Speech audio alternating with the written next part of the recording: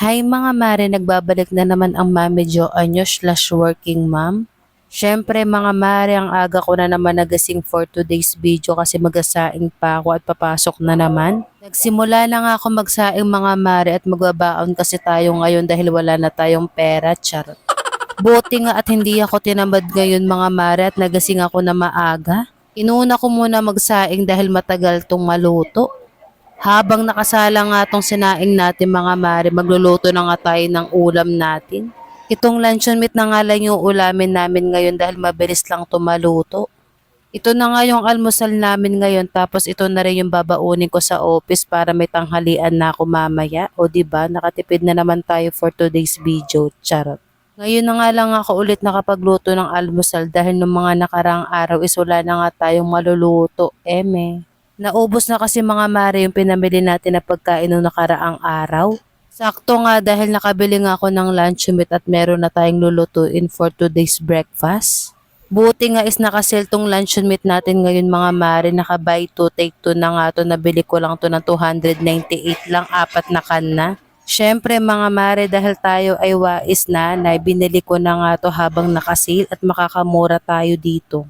Proven and tested ko na ngayon luncheon meat na to mga mare, ang sarap nito tapos hindi siya masyadong maalat, saktong-sakto lang yung timpla niya. Ito na nga lang din talaga yung binili ko kasi mga mare yung anak ko na si Kay nag-asawa na ngayon sa puro itlog, tosino, hotdog at kung ano-ano pa na binibili ko. Ngayon nga lang ako nakabili nitong luncheon meat. So ayun nga mga mare, after ko nga magluto ng luncheon meat is naligo na ako at mag-ready na tayo for the work. Sakto nga is naluto na rin talaga tong sinaing ko at maglalagay na ako ng kanin sa baonan ko. Mas okay na rin kasi mare yung nagbabaon ako kasi para hindi na rin ako lumalabas ng office. Bukod sa napakainit na nga mare sa labas tapos ang mamahal pa ng mga bilihin, oh my god. 3 hiwa nga lang yung nilagay ko dito sa baonan ko at yung iba pang almusal ng mag-ama ko mamaya pag nagising. Pasok na naman nga ang mare nyo dahil kailangan natin magtrabaho at marami pa tayong babayaran na utang, charot lang. Kailangan nga natin magdoble kayod ngayon mga mare dahil malapit na naman yung pasukan at marami na namang gastusin, oh my god.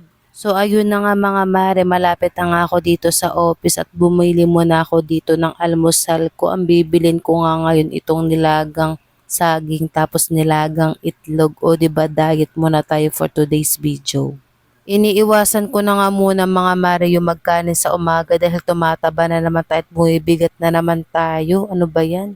Panagbabawas nga ako ng timbang mga mare, ang kinakain ko na lang talaga sa umaga itong nilagang itlog tapos itong nilagang saging. Goods na yan. Ayun lang mga mare, salamat sa panonood. See you sa next vlog.